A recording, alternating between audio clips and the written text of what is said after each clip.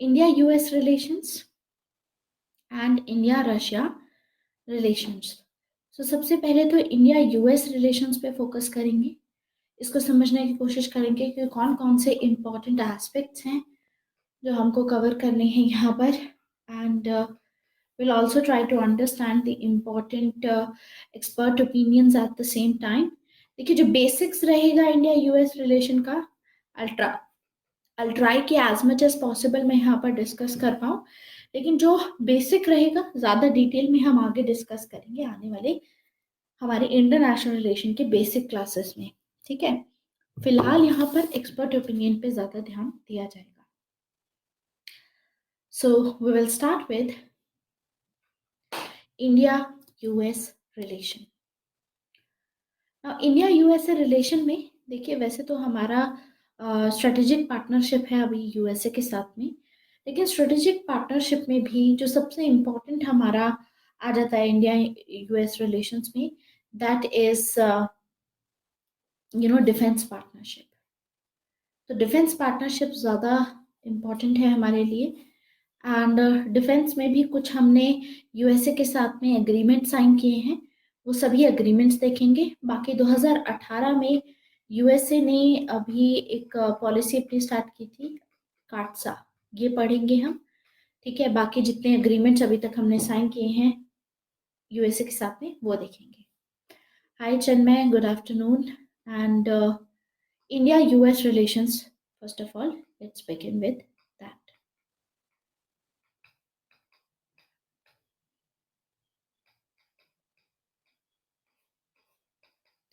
India US relations, देखिए India US relation से related there is doctor S Jaishankar. Doctor S Jaishankar का क्या कहना है?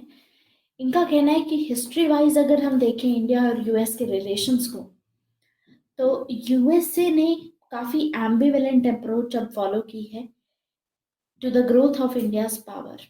एक साइड पे तो हम देखते हैं कि जो इंडियन की स्टेबिलिटी है उसको काफी वैल्यू करते हैं, इंडियंस की स्टेबिलिटी को, and they promote those aspects जो कि लार्जली उसके इंटरेस्ट में है, इंडिया को फायदा करता है।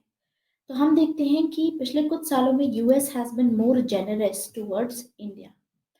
डेवलपमेंट प्रोग्राम की जब भी बात करते हैं तो काफी हमारे जो पॉलिटिकल रिलेशंस हैं इम्प्रूव हो चुके हैं। There was serious challenges earlier. 1962 में शुरू से हमारे जो रिलेशंस थे इंडिया के साथ में सही नहीं थे, धीरे धीरे करके वो रिलेशंस इम्प्रूव हुए हैं। एंड 1962 में हम जो अमेरिका की पॉलिसी होगी उसको देख के अगर एनालाइज किया जाए तो इंडिया और यूएस का जो फ्यूचर था बहुत ही एंक्शियस था, लेकिन आज देखते हैं हम तो काफी न्यूट्रलाइज हो गया है। आज के टाइम पे पाकिस्तान को लेकर के भी जो यूएसए की पॉलिसी है वो इंडिया के फेवर में चल रही है। इंडिया की लाइंस पे ही यूएसए की रिलेशनशिप पाकिस्तान के साथ चल रही है। तो ये जो पॉलिसी चेंज होनी शुरू हुई थी ये कारगिल कॉन्फ्लिक्ट के बाद। कारगिल कॉन्फ्लिक्ट हुआ था 1999 में, तो यानी 1999 के बाद ही यूएस एंड इंडिया की एंगेजमेंट रियलिटी में शुरू हुई। इससे पहले 1947 में जब इंडिया आजाद हुआ था तो नेहरू के according, Nehru because he followed anti Americanism policy, anti Americanism follow कर रहे थे, तो ये अमेरिका के साथ में ज़्यादा नहीं रहेंगे, मतलब अपनी अलाइनमेंट नहीं शो करेंगे, rather we went neutral. Cold war politics थी तो दो आपको दिखेंगे पावर ब्लॉक्स होंगे मेजर, यूएसए एंड यूएसएसआर, आपस में भिड़ रहे होंगे वो। तो कोल्ड वॉर पॉलिटिक्स के चलते हमें देखने को मिलता है कि इंडिया का जो स्टैंड रहेगा वो नॉन अलाइन मूवमेंट का स्टैंड रहेगा। तो उस टाइम पे भी हमारी इतनी एंगेजमेंट नहीं हो पाई। 1990 के यूएसएसआर के डिसइंटीग्रेशन के बाद थोड़ी बहुत हमारी शुरू होगी एंगेजमेंट इनके साथ में, एंड 1999 के बाद ये पॉलिसी शिफ्ट आएगा। कारगिल कॉन्फ्लिक्ट के बाद में यूएसए के साथ जो हमारी पॉलिसी है वो चेंज होनी शुरू होगी। तो हम देखते हैं कि धीरे धीरे मोमेंटम होगा इंक्रीज, आगे आने वाली जो एडमिनिस्ट्रेशन होंगी फर्दर एंगेज करना शुरू करेंगे, और बहुत सारे फैक्टर्स भी थे। फैक्टर्स में ये आता है कि सबसे पहले तो इंडिया की इकोनॉमिक ग्रोथ हो रही थी, तो इनकी इकोनॉमिक और टेक्नोलॉजिकल रिलेशनशिप ग्रो कर रही थी। साथ ही साथ न्यू जियो पॉलिटिक्स राइज हो रही थी, जैसे कि चाइना राइज हो रहा था, तो चाइना के हिसाब से ये मानते हैं कि इंडिया इज द कंट्री जो चाइना को बेसिकली चैलेंज कर सकती है, ठीक है, एशिया में कंटेन कर सकती है चाइना को। तो उस कंटेनमेंट के हिसाब से भी अगर हम देखें तो ये पॉलिसी फॉलो की गई। So this policy was being forward later on, and India के साथ में यूएसए के रिलेशंस बढ़िया हो गए। इसी के साथ साथ हमारे जो यूएसए के साथ रिलेशन है, कहीं ना कहीं उसमें एक कॉमनैलिटी इंटरेस्ट आता है टेररिज्म को लेकर के। टेररिज्म को लेकर के भी इंडिया और इनका स्टांस है। तो यानी 3 एरियाज में इंडिया एंड यूएसए की एंगेजमेंट है वो बढ़ रही है। ये 3 एरियाज कौन कौन से मैंने आपको बताए? देयर आर 3 एरियाज जिनके चलते 1999 यानी कारगिल कॉन्फ्लिक्ट के बाद हमारी एंगेजमेंट शुरू होगी। सबसे पहला इंडिया की economic growth and opportunity, second is rise of China के चलते, एंड थर्ड इज टेररिज्म के चलते। क्योंकि यूएसए भी सेम तरीके से टेररिज्म जो वर्ल्ड ट्रेड सेंटर पे अटैक हुआ था, that will be visible. This is what we see. India तो काफी टाइम से टेररिज्म को झेल ही रहा था, लेकिन कोई भी कंट्री उसको फिर सीरियसली नहीं लेती थी, लेकिन जब यूएसए के साथ हुआ तो उसके बाद से यहाँ से शुरू हुआ। और इसके अलावा एक और बिग फैक्टर है, वो है डायस्पोरा। डायस्पोरा, तो ये सभी एंगल्स हैं, एंड इसमें हम देखते हैं कि इसी के बीच में अब हमारी शुरू होगी 2008 में हम साइन करेंगे न्यूक्लियर डील यूएसए के साथ। न्यूक्लियर डील साइन करेंगे तो nuclear deal becomes very important, and साथ ही साथ डिफेंस कोऑपरेशन रहेगी।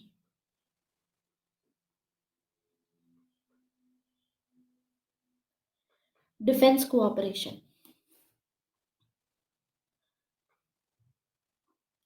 इंडिया और यूएसए की अभी डिफेंस कोऑपरेशन है।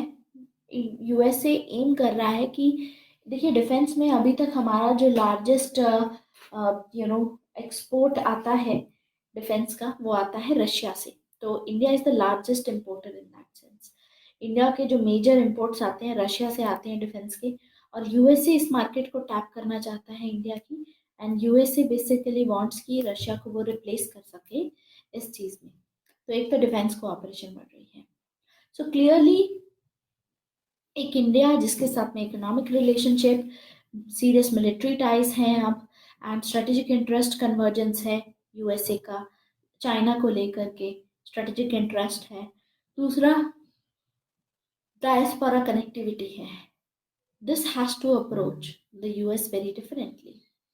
सो वी सी दैट कि हम ऑटो पायलट पे कंटिन्यू नहीं कर सकते कि जैसा पहले चलता आ रहा है वैसे ही चलते रहेंगे, हमको चेंज करने की जरूरत पड़ेगी। अगर हम एक कंट्री से मान लीजिए ज़्यादातर अपना डिफरेंस डिस्टेंस रहते हैं, तो ये भी सही नहीं है इंडिया के इंडिपेंडेंट पॉलिसी के लिए, इंडिया के कॉन्फिडेंट पावर के लिए। रादर हमारे को एक क्लियर आई रखना पड़ेगा अपने नेशनल इंटरेस्ट को लेकर के। अगर हमारा नेशनल इंटरेस्ट हमको एनकरेज करता है कि हमें यूएसए के साथ में काम करना है, that whenever we require it, तो हमें करना चाहिए व्हेनेवर इट इज नेसेसरी। तो उस हिसाब से यूएसए की जो एंगेजमेंट है इंडिया के साथ में, काफ़ी पॉलिसी चेंज हुई और हमारी एंगेजमेंट काफ़ी फर्दर एक्टिव हुई, और हमारी अब आज के टाइम पे पहले के मुकाबले अनप्रेसिडेंटेड ग्रोथ है, एंड आने वाले टाइम में अभी भी बहुत स्कोप है, ठीक है, आने वाले टाइम में भी ये स्ट्रेटेजिक पार्टनरशिप कंटिन्यू रहेगी, ठीक है। लेकिन इसी में ये तो डॉक्टर एस जयशंकर इसको हाईलाइट करते हैं, यानी कहीं ना कहीं हमें डॉक्टर एस जयशंकर के व्यू से पता चलता है कि शुरू से हमारी पॉलिसी ऐसी नहीं थी। शुरू से हमारी यूएसए के साथ में एंगेजमेंट ऐसी नहीं थी, हमारी बाद में शुरू। इसके बाद आते हैं हमारे दूसरे एक्सपर्ट शिव शंकर मेनन। शिव शंकर मेनन का क्या कहना था? शिव शंकर मेनन का कहना था साफ साफ, इन्होंने अपनी बुक लिखी है चॉइसेस। चॉइसेस जो बुक है उसका सब टाइटल है inside the making of India's foreign policy. Inside the making of India's foreign policy. और उसमें हमको पता चलेगा कि inside the making of India's foreign policy में शिव शंकर मेनन का कहना है कि there is a conviction. Conviction ये है कि इंडिया और यूएस की स्ट्रेटेजिक पार्टनरशिप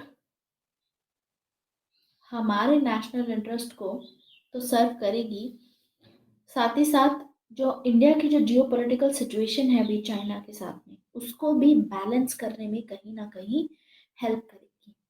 क्योंकि ये बात तो क्लियर है कि चाइना की राइज हो रही है, जिसकी वजह से हम देखते हैं कि there is a creative tension between China and US and India and China. तो इंडिया को क्लियरली यूएसए की टेक्नोलॉजी चाहिए। India need markets, India needs to support to transform itself. India को एक स्टेबल पीसफुल एनवायरनमेंट एशिया में बनाने की जरूरत है, क्योंकि इसी के थ्रू हमारी कंट्री ग्रो कर पाएगी। तो USA therefore finds a stronger and a more active India useful. अगर इंडिया भी एक्टिव रहेगा तो यूएसए को भी फायदा है उसके स्ट्रेटेजिक कन्वर्जेंस में। वो भी चाहता है चाइना को कंटेन करना एशिया में। And India but is an awkward partner, क्योंकि इंडिया अपने स्ट्रेटेजिक ऑटोनॉमी फॉलो करता है। इंडिया ऐसा नहीं है कि यूएसए ने जो डिक्टेट किया हमने वो फॉलो कर लिया। We pursue strategic autonomy. और उसके हिसाब से अगर देखें तो India present stage of development is so different from that of US. हमारी जो प्रेजेंट स्टेज ऑफ डेवलपमेंट है, जिस हिसाब से हम डेवलप कर रहे हैं, वो यूएस से काफ़ी डिफरेंट है, जिसकी वजह से इंडिया की जो इकोनॉमिक डिमांड्स हैं वो कहीं ना कहीं यूएसए के प्रेफरेंसेस पे स्ट्रेन पुट करती हैं। तो बेसिकली वन थिंग जो कि आपको अपने ध्यान में रखनी चाहिए while starting India is that India follows strategic autonomy. तो ऐसा नहीं है कि एवरीथिंग इज गुड, कहीं ना कहीं थोड़ा डिसबैलेंस ऑकवर्डनेस इसकी वजह से आ जाती है, इंडिया की स्ट्रेटेजिक ऑटोनॉमी की वजह से। आज के टाइम पे इंडिया और यूनाइटेड स्टेट्स हैं, they are the victims of the civil nuclear initiative success. Civil nuclear initiative के चलते जो लेवल ऑफ एम्बिशन था रिलेशनशिप में, इट वेंट सो हाई कि दोनों साइड की एक्सपेक्टेशंस ही बहुत ज़्यादा बढ़ गई, एंड वो एक्सपेक्टेशंस फुलफिल करना थोड़ा सा डिफिकल्ट है। इंडिया की जो रिलेशनशिप है यूएसए के साथ में पहले से बहुत इम्प्रूव हुई है, पहले से बहुत बेटर है, अभी भी एक्सपैंड हो रही है। लेकिन इसके बाद कोई नेक्स्ट बिग थिंग क्या होनी चाहिए, जैसे सिविल न्यूक्लियर इनिशिएटिव हुआ था, इसके बाद और कैसे इसको फर्दर बढ़ाया जाए, उसके बारे में बात की जा रही है। तो उसमें सबसे इंपॉर्टेंट आ जाती है हमारी डिफेंस टाइज। तो मेजर जो इंडिया यूएस के रिलेशंस का हाईलाइट रहता है वो रहता है डिफेंस पर्सपेक्टिव से। Defence ties, India US defence ties, this is the major highlight.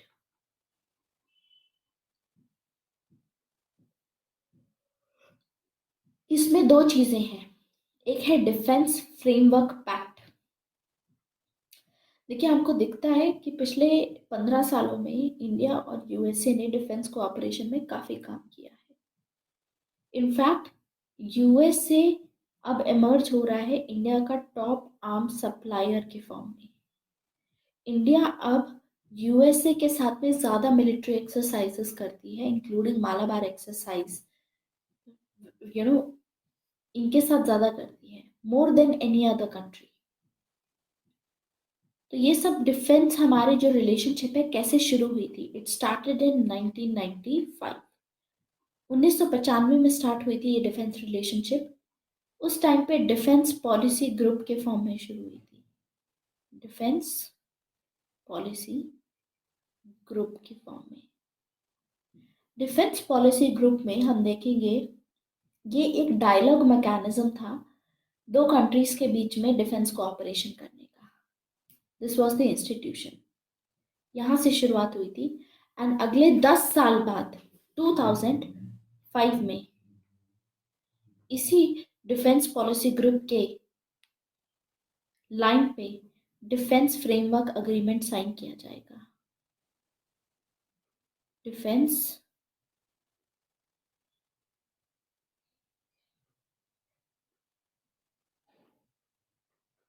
Framework agreement. Defence framework agreement defence trade पे ज़्यादा काम करने पे फोकस किया इसने, कि एक तो डिफेंस ट्रेड बढ़ाया जाएगा दोनों साइड में, साथ ही साथ मिलिट्री एक्सरसाइजेस बढ़ाई जाएंगी। इंडिया और यूएसए के बीच में मिलिट्री एक्सरसाइज हो गई। मैरीटाइम सिक्योरिटी में कोऑपरेशन बढ़ाया जाएगा, कोलैबोरेशन बढ़ाया जाएगा, दोनों कोलैबोरेट करेंगे मैरीटाइम सिक्योरिटी में। एंड इसके अलावा काउंटर पायरेसी ऑपरेशंस में भी काम करेंगे। ये सभी एरियाज इसमें हाईलाइट किए गए। पायरेसी, ये सभी इसमें हाईलाइट किया गया। फिर हम देखते हैं कि आगे जाकर के एक और इनिशिएटिव लिया जाएगा 2012 में। That initiative was DTTI initiative. DTTI initiative कौन सा था? DTTI इनिशिएटिव कोई ट्रीटी या लॉ नहीं थी। ये एक टाइप की डिफेंस कोऑपरेशन थी जो इंडियन कंपनीज को फैसिलिटेट करेंगे। यानी इसमें जो यूएस पार्टनर्स होंगे इंडियन कंपनीज को फैसिलिटेट करेंगे, उनको टेक्नोलॉजी ट्रांसफर करेंगे बेसिकली। साथ में टेक्नोलॉजी ट्रांसफर होगा, डिफेंस को प्रोडक्शन किया जाएगा जिसमें इंडिया भी डिफेंस के जो भी इक्विपमेंट्स हैं वो मैन्युफैक्चर कर पाएगा। तो यानी यूएसए इसमें टेक्नोलॉजी और गाइडेंस प्रोवाइड करेगा इंडिया को रिगार्डिंग कि मॉडर्न वेपन सिस्टम कैसे बनाया जा सकता है, कैसे बिल्ड किया जा सकता है। तो it will work in modern weapon system category, इसमें काम करेगा। साथ ही साथ हम देखते हैं कि इसमें को डेवलपमेंट एंड को प्रोडक्शन कंसिडर की गई। को डेवलपमेंट एंड को प्रोडक्शन, तो इसको हाईलाइट कर सकते हो आप, को डेवलपमेंट एंड को प्रोडक्शन। DTTI की फुल फॉर्म क्या थी? Defence technology and trade initiative. Late me right that, defence technology and trade initiative. Defence technology and trade initiative was DTTI। इसमें को डेवलपमेंट पे ध्यान दिया गया और ये कहीं ना कहीं will be on lines of prime minister Modi's make in India initiative. ये मेक इन इंडिया जो इनिशिएटिव होगा हमारे प्रधानमंत्री का, उसकी लाइंस पे होगा DTTI। आगे हम देखते हैं कि हर 10 साल बाद कुछ ना कुछ ये जो फ्रेमवर्क होता है ये रिवाइज होता है। तो पहले 1995 में हुआ था, फिर 2005 में हुआ था, अब आगे होगा 2015 में। 2015 में यही जो डिफेंस फ्रेमवर्क एग्रीमेंट था अगले 10 सालों के लिए रिन्यू किया गया, और इसमें 4 की पाथ फाइंडर प्रोजेक्ट पे काम करने की बात बोली गई कि अगले 10 सालों में India and USA in 4 path finder projects पे काम करेंगे। ये प्रोजेक्ट्स कौन कौन से थे?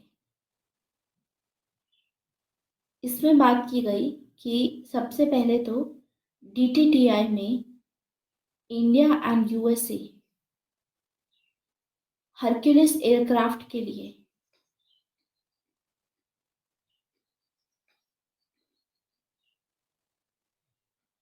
Hercules aircraft which is the C-130J aircraft, इसमें इंटेलिजेंस गैदरिंग का काम करेंगे और कुछ मॉड्यूल्स इसमें फर्दर एनहांस करेंगे। दूसरा था कि mobile electric hybrid power sources लेकर के आएंगे, इसमें इस पे रिसर्च एंड डेवलपमेंट करेंगे। Mobile electric hybrid power sources.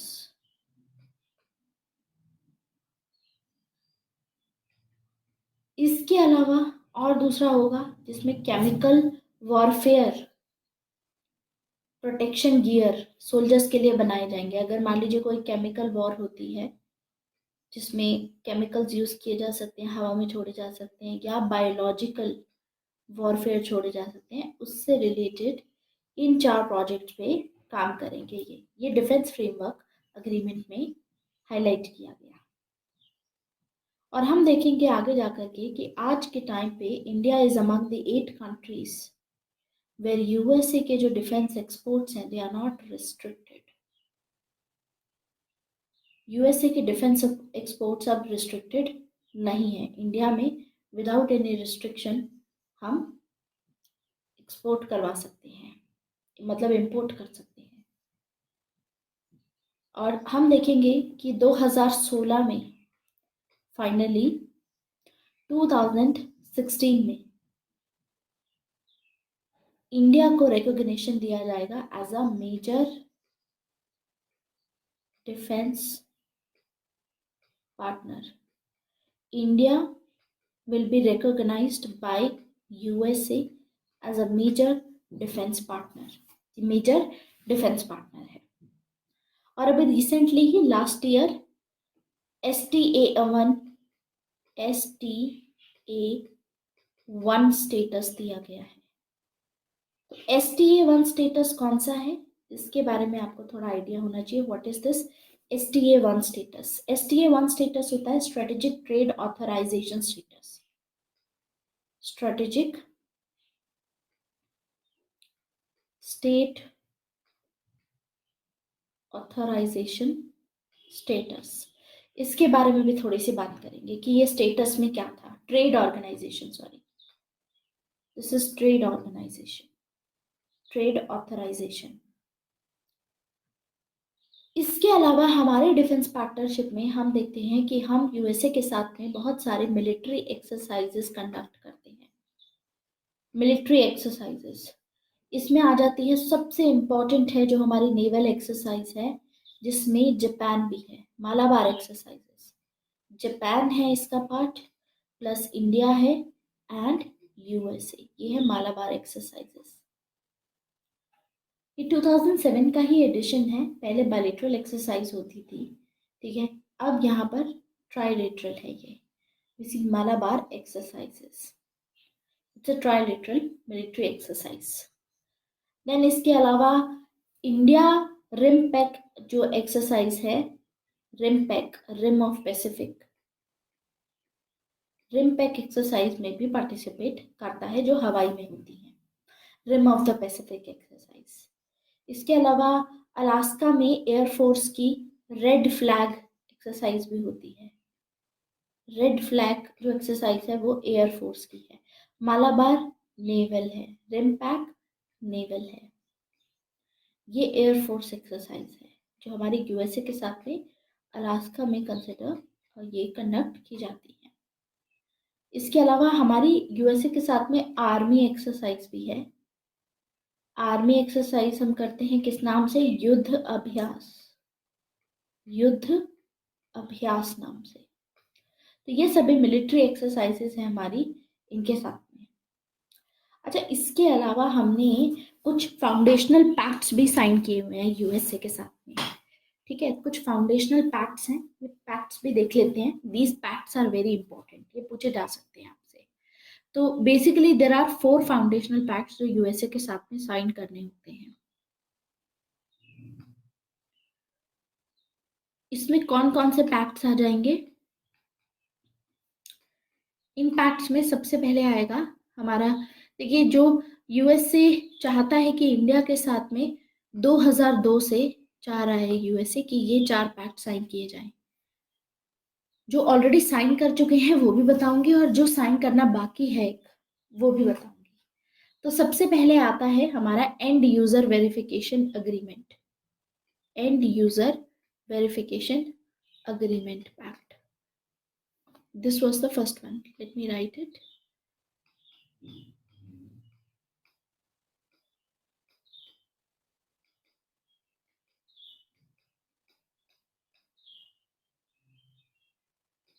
सबसे पहला पैक्ट है ये पैक्ट हम ऑलरेडी यूएसए के साथ में साइन कर चुके हैं। देन फिर आता है जो रिसेंटली साइन किया है, लिमोआ। इसके बाद आता है कॉमकासा, एंड जो करना बाकी है, दिस इज पेंडिंग ऑल दो, बेका। ठीक है, so let me right, this is pending. ये पेंडिंग है, अभी ये साइन नहीं किया है हमने। तो सबसे पहले ये तो जो कॉमकासा वाला है, ये अभी लास्ट ईयर ही जून में 2018 के पास में साइन किया गया है। ठीक है, ये चीज भी बतानी चाहिए। दूसरी है लिमोआ। लिमोआ बात करते हैं, लिमोआ का क्या मतलब है? देखिए, लिमोआ की जगह पे पहले LSA था। LSA मतलब logistical support agreement. Logistical support agreement में क्या था, अभी इसका बस नाम चेंज कर दिया है। LSA की जगह पे इसको लिमोआ बोला जाता है, logistic exchange memorandum of agreement, that is LEMOA. इसमें क्या होता है कि आप एक दूसरे की कंट्री के लॉजिस्टिक सपोर्ट्स को एक्सचेंज कर सकते हो, सप्लाईज और सर्विसेज की फायदा उठा सकते हो अपनी डिफेंस फोर्सेस के लिए। जैसे इंडिया ने अभी तक ऐसा एग्रीमेंट किसी भी और कंट्री के साथ साइन नहीं किया था, क्योंकि इंडिया को काफी इसको लेकर के डाउट्स थे कि इसके चलते एक टाइप का इनफॉर्मल अलायंस हो जाएगा हमारा किसी कंट्री के साथ में, और इंडिया अलायंस चाहती नहीं थी ऐसा, क्योंकि ऐसे अलायंस के चलते पॉलिटिकल एनवायरनमेंट थोड़ा इनस्टेबल हो जाता है, दैट्स वाई। तो होता क्या था पहले कि कोई भी शिप अगर किसी कंट्री से, मान लीजिए हमारे पोर्ट पे या हमारे एयरबेस पे आती थी, हमारे पोर्ट पे या कोई भी शिप आती थी या कोई भी एयरक्राफ्ट आया, तो उसको पार्क करने से पहले या उसको डॉक करने से पहले, आने से पहले बहुत ही लंबा प्रोसेस फॉलो किया जाता था, जिसमें क्लियरेंसेस मांगे जाते थे। जैसे यूएसए की कोई शिप है जिसको इंडिया में आके डॉक करना है किसी भी रीजन की वजह से, जैसे यू नो उस शिप को मान लीजिए कि कोई प्रॉब्लम आ गई है उसमें, ठीक है, टेक्निकल कोई डिफिकल्टी है, तो उसमें प्रोसेसिंग करनी है या ऐसा कुछ होना है, तो उसके लिए डॉकिंग के लिए रिक्वेस्ट कर रही है वो, तो उसको रिक्वेस्ट करने के लिए बहुत लंबा चौड़ा प्रोसेस था क्लियरेंस का। पहले आप मिनिस्ट्री ऑफ एक्सटर्नल अफेयर्स से क्लियर लोगे, फिर मिनिस्ट्री ऑफ डिफेंस से भी क्लियर करोगे, फिर दूसरी एजेंसी से भी क्लियरेंस होगा, तब जाकर के होता था। लेकिन लिमोआ के साइन करने के बाद में अब ये सीधा मतलब एक ही साइन करो और हो गया, ऐसे टाइप का हो गया। इसमें प्रोसीजर सिंपल है कि अगर मान लीजिए किसी कंट्री को आना है और जैसे रिफ्यूल कराना है, उनका फ्यूल खत्म हो गया या रिपेयर करवानी है या फूड स्टोर्स की सप्लाई खत्म हो गई है उनकी, तो वो डॉकिंग के लिए मांगते थे, तो बहुत क्लियरेंसेस चाहिए होते थे उसमें। तो अब क्या है, लिमोआ के चलते देखिए इसमें ज्यादा फायदा किसका हुआ है? इंडिया का। यूएसए को तो चलो एक्सेस मिल ही जाएगा, लेकिन यूएसए का ऑल ओवर द वर्ल्ड इस तरीके के बेसिस हैं यूएसए के, तो सबसे ज्यादा फायदा है इंडिया का, क्योंकि इंडिया के बेसिस नहीं है। तो हम इस अग्रीमेंट को साइन करके यूएसए के ऑल ओवर द वर्ल्ड जितने भी बेसिस हैं वो यूटिलाइज कर सकते हैं। तो स्पेसिफिक सिचुएशन में जॉइंट मिलिट्री एक्सरसाइजेस भी कंडक्ट की जा सकती हैं, या मान लीजिए डिजास्टर रिलीफ के लिए इंटरवेंशन हो, या फिर कोई भी और सिचुएशन हो जो दोनों कंट्रीज मानती हो कि हाँ इस सिचुएशन में हम एक दूसरे को सपोर्ट करेंगे, इस सिचुएशन में आप डॉक कर सकते हैं, री सप्लाई कर सकते हैं और अपना रिपेयर कर सकते हैं, कोई भी रिफ्यूल कर सकते हैं। अब क्या होगा, पहले हर एक सिचुएशन में आपको क्लियरेंस लेना पड़ता था। अब क्योंकि लिमोआ आपने साइन किया है तो ऑटोमेटिकली ये सारे सिचुएशन में अप्लाई हो जाएगा। अब बस डिस्क्रिशनरी पावर्स की जरूरत है, बस एक बार वोट मिल गई तो परमिशन ग्रांट हो जाएगी। लेकिन इसमें साथ ही साथ ये भी प्रोविजन है, केस टू केस प्रोविजन भी है। जैसे कि मान लीजिए इन्होंने रिफ्यूज कर दिया। रिफ्यूज किस सिचुएशन में करेंगे, हाइपोथेटिकल सिचुएशन मानते हैं। मान लीजिए यूएस और किसी और कंट्री, लेट्स से ईरान के बीच में वॉर हो रही है और ईरान के साथ में हमारे फ्रेंडली रिलेशंस हैं। तो इसकी वजह से अगर हम यूएसए की शिप को हम अलाउ करेंगे तो ये तो पॉलिटिकल कंट्रोवर्सी हो गई। तो इसीलिए ये स्पेसिफिकली इस एग्रीमेंट में मेंशन किया गया है कि इसमें कोई ऑब्लिगेशन नहीं होगी सामने वाली पार्टी में कि उसको जॉइंट एक्टिविटी कैरी आउट करनी है। कोई बेस एस्टैब्लिश नहीं कर रहा है यहाँ पर यूएसए। लेकिन अगर अलाउ कर रहे हो तो उसके लिए जो यू नो आपको क्लियरेंसेस चाहिए वो मल्टीपल क्लियरेंसेस पाने की जरूरत नहीं है। तो मैं एक और बार इसकी फुल फॉर्म लिख देती हूँ, please write it if you want to make a flow chart जहाँ पर भी आप बना रहे हैं। Logistics exchange memorandum,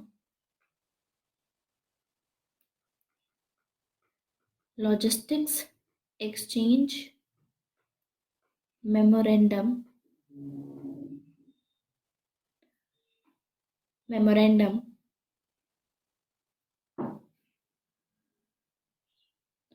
of agreement,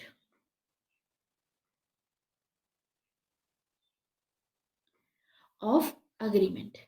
तो ये फायदा है हमें लिमोआ का। अब आगे देखते हैं कॉमकासा। कॉमकासा को पहले सिस्मोआ बोला जाता था, सिस्मोआ। अब इसका नाम मॉडिफाई कर दिया है, सिस्मोआ की जगह पे कॉमकासा आ गया है, कॉमकासा आ गया है अब। तो let's talk about now COMCASA. देखते हैं अब कॉमकासा में क्या रहेगा।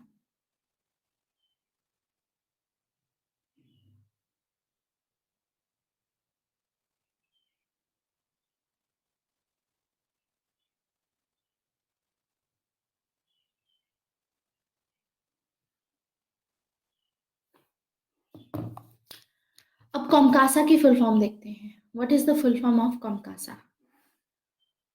कॉमकासा का क्या मतलब है? देखिए, COMCASA is the compatibility and security agreement, communication compatibility and security agreement, communication compatibility, let me write it also, communication compatibility मतलब कि compatibility रहेगी अब, and security agreement। देखिए, हम जो भी इक्विपमेंट्स यूएसए से मंगाते हैं, जो भी परचेज करते हैं, उन इक्विपमेंट्स में अभी तक जैसे हमने कोई एयरक्राफ्ट परचेज किया तो एयरक्राफ्ट के ऊपर मान लीजिए कोई यू नो हो गया हमारा कम्युनिकेशन के रडार वगैरह इसमें होते थे, ठीक है। तो वो हमारे हम लेते नहीं थे बेसिकली, या वो हम उसको यूज नहीं कर पाते थे अभी तक, क्योंकि हमने कॉमकासा साइन नहीं किया था यूएसए के साथ में। इसमें होता क्या है, वो स्पेशल टाइप के जो एयरक्राफ्ट होते हैं उनके ऊपर स्पेशल टाइप के जो रडार्स होते हैं, उनका जो कम्युनिकेशन सिस्टम होता है वो इनक्रिप्टेड होता है, इनक्रिप्टेड होता है। तो अगर मान लीजिए हमारे ग्राउंड स्टेशन है जिसके साथ भी हम कनेक्टेड में हैं, तो हमारे अगर जो एयरक्राफ्ट में पायलट बैठा हुआ है उसको कम्युनिकेट करना है, लेट्स से रडार के थ्रू या ऐसे कम्युनिकेट करना है, तो हमारे यहाँ पर इंडियन हमने यूज किया हुआ है और वहां पर उसमें लगा हुआ है इनका यूएसए का। तो हमारे जो प्रोडक्ट थे उनके साथ में इंटर ऑपरेबल नहीं थे। तो मतलब अगर इंक्रिप्टेड इस तरीके से कम्युनिकेशन नहीं हो पाएगा। तो इंटर ऑपरेबिलिटी के लिए होता था ये एग्रीमेंट अलाउ करने के लिए। अगर ये साइन कर लेता है कोई कंट्री, तो जो भी इक्विपमेंट्स होते हैं वो इंटर ऑपरेबल हो जाते हैं। इसका मतलब वो एक्सेस कर सकते हैं इनक्रिप्टेड और सीक्रेट टेक्नोलॉजीज जो होती हैं यूएसए की उसको। लेकिन यूएसए ने कुछ उनकी एडवांस टेक्नोलॉजीज थी उसका सेल ब्लॉक कर दिया था। कुछ सेंसिटिव इक्विपमेंट्स थे यूएसए के, जो यूएसए जनरली जो भी हम प्रोक्योर करते थे यूएसए के सिस्टम्स पे उसी में इंस्टॉल्ड होते थे। क्योंकि इंडिया ने ये साइन नहीं किया था तो वो सेल ब्लॉक कर दी थी यूएसए ने। तो इसीलिए इम्पोर्टेंट था ये कि जैसे मान लीजिए कि दो कंट्रीज हैं, ठीक है, साथ में रेस्क्यू कर रही हैं डिजास्टर रिलीफ के लिए। जैसे कहीं पे भी सुनामी आई है, ठीक है, तो यूएसए ने भी हेल्प भेजी और इंडिया ने भी हेल्प भेजी। तो इंडिया वाले जो एयरक्राफ्ट जो हम यूएसए से खरीद रहे हैं, हमें यूएसए के साथ में अगर मतलब ऑपरेट करना है, मतलब मान लीजिए कि हमें कम्युनिकेट करना है उसमें रेस्क्यू और डिजास्टर रिलीफ ऑपरेशंस में, तो ऐसे में हम इन इक्विपमेंट्स के थ्रू डायरेक्टली एक दूसरे के साथ में कांटेक्ट में रह पाएंगे एंड सिचुएशन को बेटर मॉनिटर कर पाएंगे।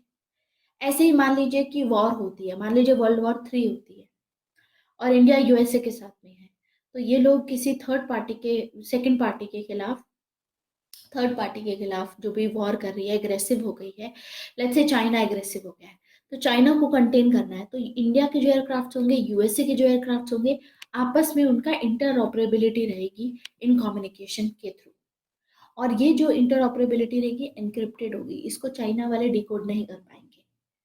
तो उनको हमारे जो भी प्लान्स होंगे उनके बारे में पता ही नहीं चल पाएगा और उससे हम बहुत ही एफिशिएंटली चाइना को कंटेन कर पाएंगे।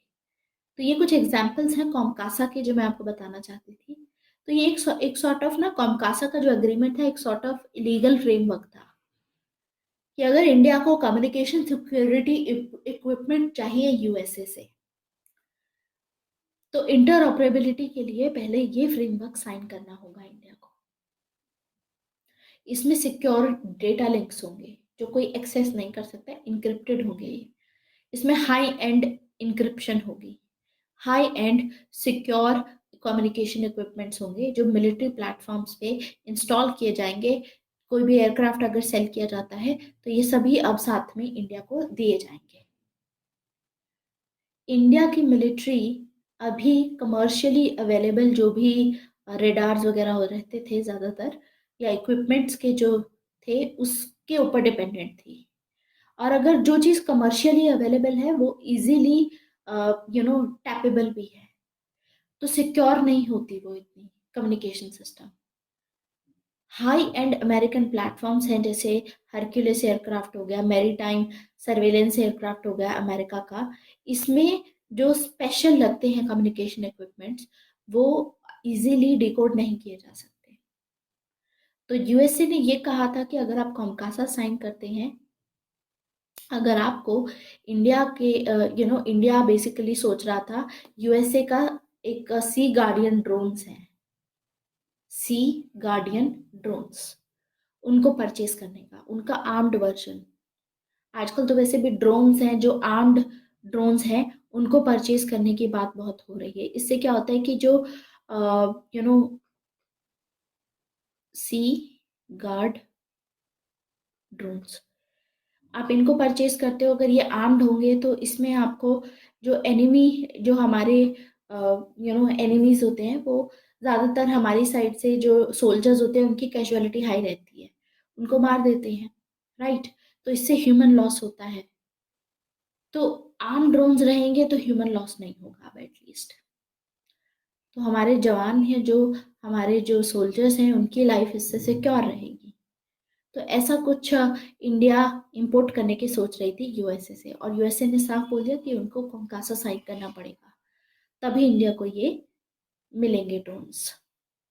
इंडिया इसको लेकर के पहले बहुत रिलक्टेंट थी। अभी तो इंडिया ने साइन कर लिया है, कॉन्कासा लास्ट ईयर साइन किया है, लेकिन इंडिया इसको लेकर के काफी कंसर्न थी। सबसे पहले जो इंडिया की जो डिफेंस मिनिस्ट्री थी, उनका ऑफिशियल ये डर था उनको कि अमेरिका, अगर हमने कॉन्कासा साइन किया और जो कम्युनिकेशन सिस्टम हमें मिल जाते हैं, ठीक है, तो इनके थ्रू अमेरिका हमारे जो मिलिट्री कम्युनिकेशन सिस्टम है, जो इंडियन है, जो अमेरिका से भी इंपोर्ट नहीं किए गए, उसको एक्सेस कर पाएगी।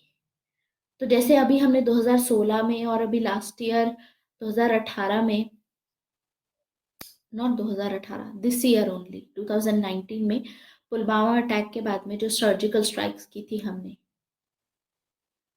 वो जो स्ट्राइक्स हुई थी, वो स्ट्राइक्स हमने बिना बताए की थी किसी को। तो हमारी जो ऐसे सीक्रेट ऑपरेशंस होते हैं, उसमें किसी को बताना नहीं होता। तो उसमें जो कम्युनिकेशन सिस्टम यूज किए जाते हैं, वो बहुत ही सिक्रेटिव रहते हैं, उनको भी एक्सेस कर पाएगी, इनका ये फियर था डिफेंस मिनिस्ट्री का। तो ऐसे में अगर हम किसी सर्जिकल स्ट्राइक के, मान लीजिए, सोच रहे होंगे, तो यूएसए उसमें इंटरफेयर कर देगा, यूएसए के इंटेलिजेंस के पास में ये न्यूज चली जाएगी। तो इसीलिए हम देखते हैं कि पहला तो कंसर्न इंडिया का ये था कि हम साइन नहीं कर सकते, क्योंकि ऐसा कुछ हो जाएगा। दूसरा ये था कि इससे इंडियन सॉवरेनिटी की भी वॉयलेशन होगी। क्योंकि होगा क्या कि अगर कॉन्कासा साइन किया जाता है, तो यूएसए के जो इंस्पेक्टर्स हैं, वो विजिट करेंगे इंडियन बेसिस पे, बार बार इंस्पेक्ट करते रहेंगे यू नो कॉन्कासा के जो इक्विपमेंट्स हैं उनको। तो इससे इंडिया की सॉवरेनिटी पे भी वॉयलेट होगी। दूसरा रीजन था, इंडिया का ये कंसर्न था कि हमारे बहुत सारे इक्विपमेंट्स ऐसे हैं जो हमने रशिया से परचेज किए हुए हैं, और ऐसे भी इक्विपमेंट्स हैं जो इंडिया ने खुद ही इंडिजीनियसली बनाए हुए हैं। तो वो सभी इक्विपमेंट्स कॉन्कासा के साथ में कंपैटिबल नहीं हो पाएंगे। तो ये बहुत ही एक पॉलिटिकली सेंसिटिव इशू बन गया था इंडिया में। और क्योंकि अभी 2019 में इस साल इलेक्शंस थे, उसके चलते यूएसए और इंडिया के जो रिलेशंस थे, काफी हद तक गवर्नमेंट हेजिटेट कर रही थी कि इस अग्रीमेंट को साइन ना ही किया जाए तो बेहतर रहेगा।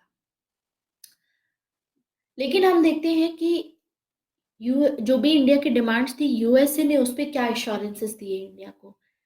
तो कुछ एश्योरेंसेस दिए गए, जिसके चलते इंडिया ने फाइनली ये 2018 में साइन कर लिया। देखिए, इंडिया की जो डिमांड थी एक क्लॉज लाने की, कि इस एग्रीमेंट में क्लॉज लाओ आप, जिसमें आप साफ साफ ये बात बताओ कि कॉन्कासा साइन करने के बाद जो इंडिया का जो सॉवरेन लॉ है, वो अफेक्ट नहीं होगा। इंडिया की सॉवरेनिटी हमेशा इसमें फर्स्ट प्रायोरिटी पे रहेगी।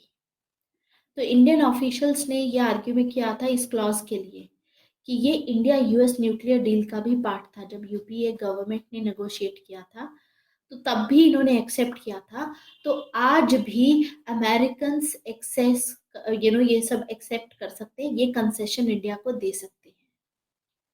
तो ये चीज एश्योरेंस दिया गया है। दूसरा हम देखते हैं कि ये भी एश्योरेंस की डिमांड की जा रही थी कि अमेरिकन साइड से ये एक्सेस नहीं करेंगे हमारे जो दूसरे मिलिट्री कम्युनिकेशन सिस्टम है। इंडिया पे स्पाई करने के लिए अमेरिका इसको यूज नहीं कर सकता है। ये भी इसमें एश्योरेंस मांगा गया। दूसरा एश्योरेंस मांगा गया कि अगर आप ये ऐसे इक्विपमेंट्स दे रहे हो, तो इसका मिसयूज नहीं करोगे आप।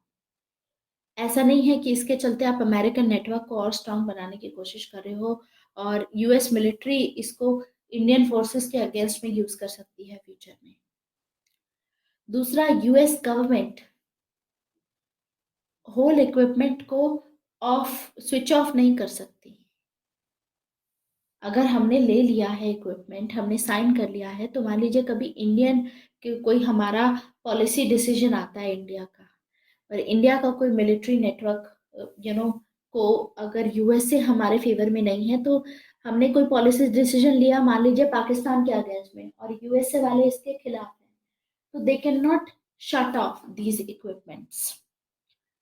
ये कुछ कंसर्न थे जिसमें एश्योरेंसेस दिए गए, जिसके चलते हम फाइनली फिर कॉमकासा साइन करेंगे इनके साथ में। So this was about COMCASA.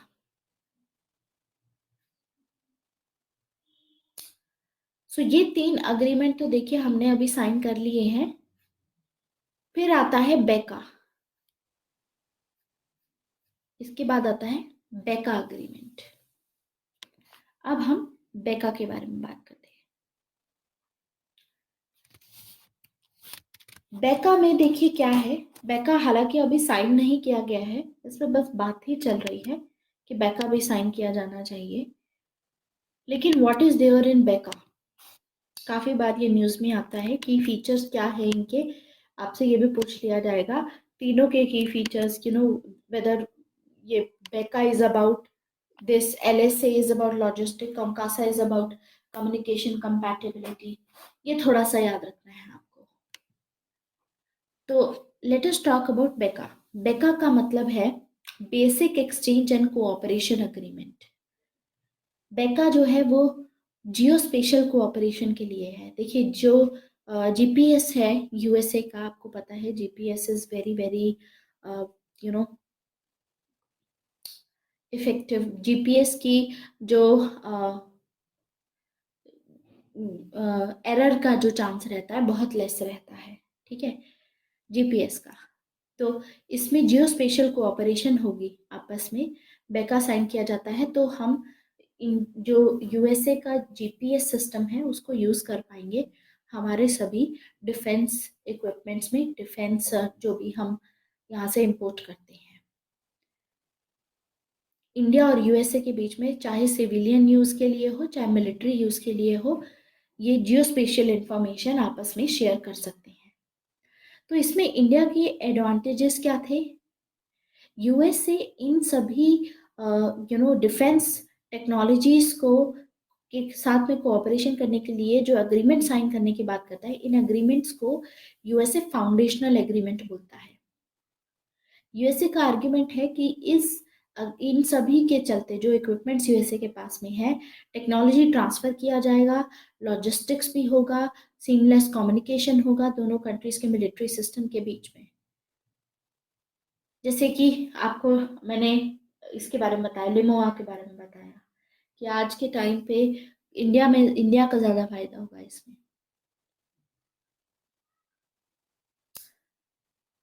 Disaster relief operations में भी ये यूज किया जा सकता है। तो BECA is for geospatial information, it is for geospatial information. When was this Limoa signed? LEMOA I think अभी अग्रीमेंट साइन हुआ था probably in the year 2016 if I remember। 2016 में ही साइन किया गया था। 2018 में ये साइन किया गया है कॉमकासा, और लिमोआ साइन किया गया है 2016 में। 2016 में या इट वाज साइंड इन 2016। बेका की अभी बात चल रही है।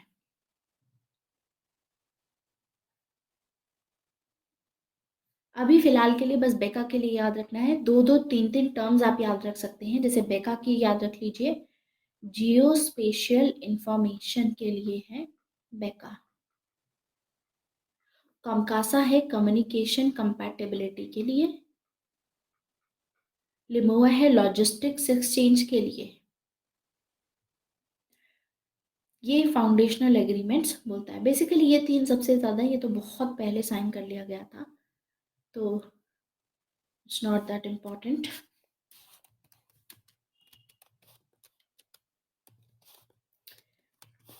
तो डिफेंस में ही क्वेश्चन आएगा अगर ज्यादातर आएगा, ठीक है, बहुत लाइक इम्पोर्टेंट है बेसिकली ये।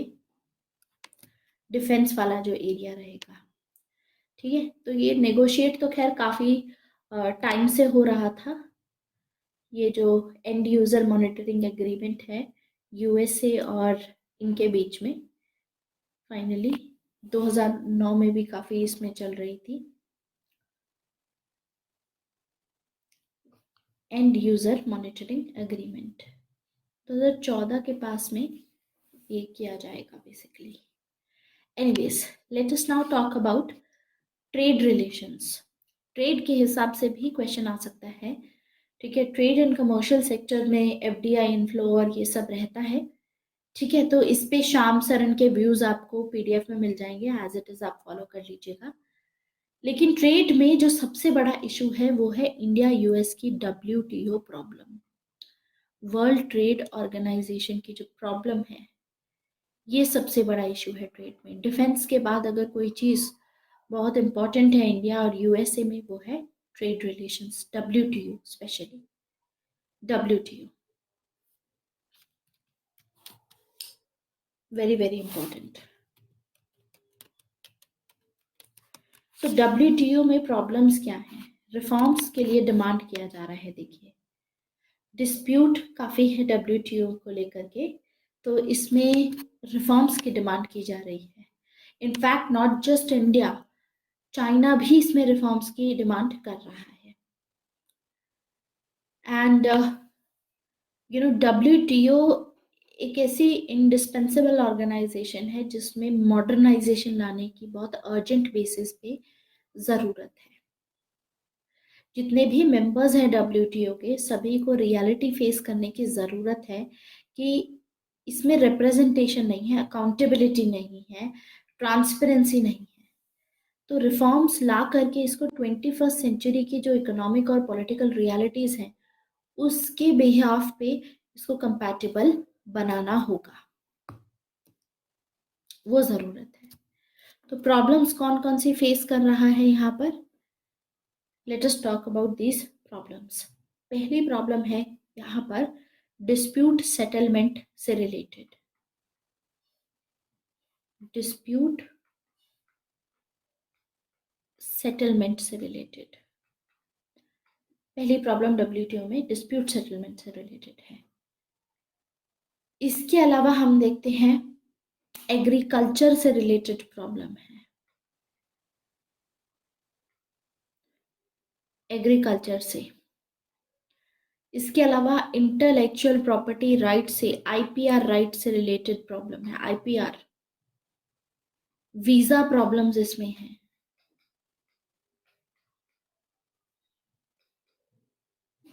ये सभी प्रॉब्लम्स हैं इसमें, स्पेशली H1B वीजा के कॉन्टेक्स्ट में। तो एक एक करके इसको डिस्कस करेंगे, थोड़ा समझने की कोशिश करेंगे कि कौन कौन से इश्यूज हैं, कहाँ कहाँ पर ये प्रॉब्लम्स क्रिएट कर रहा है और क्या किया जा सकता है इसको रिजॉल्व करने के लिए। तो फर्स्ट ऑफ ऑल तो देखिए डब्ल्यूटीओ इवॉल्व कैसे हुआ, ये थोड़ा सा बता देती हूँ मैं बैकग्राउंड। देखिए आईएमएफ और world bank, IMF and world bank को हम मिलकर इसको बोलते हैं हम Brayton would institution. Brayton would conference के चलते आईएमएफ और वर्ल्ड बैंक 1944 में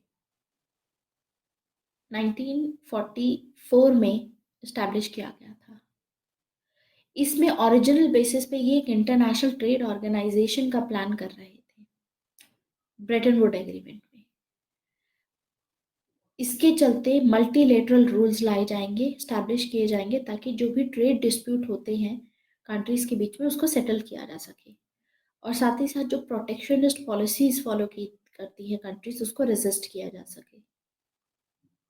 लेकिन आईटीओ आया नहीं, क्योंकि यूएसए ने रिजेक्ट कर दिया इसको, और आईटीओ की जगह पे आया general agreement on tariffs and trade. तो सबसे पहले आया GATT, general agreement on tariffs and trade.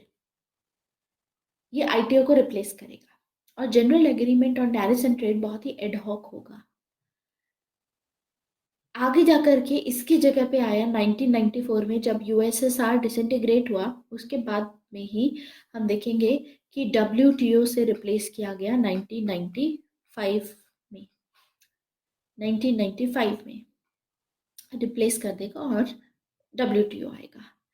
Actually 1 January 1995 officially WTO commence किया गया। माराकेश अग्रीमेंट साइन किया गया था, जो कि 124 कंट्रीज ने साइन किया था, और जिसके चलते अब गैट आएगा। गैट को रिप्लेस करके डब्ल्यूटीओ आएगा। और WTO was the largest international economic organisation in the world. लेकिन आज के टाइम पे ये बहुत क्राइसिस फेस कर रहा है, बिकॉज जो डेवलप्ड इकोनॉमीज हैं, इन्होंने प्रोटेक्शनिस्ट एटीट्यूड फॉलो करना शुरू कर दिया है।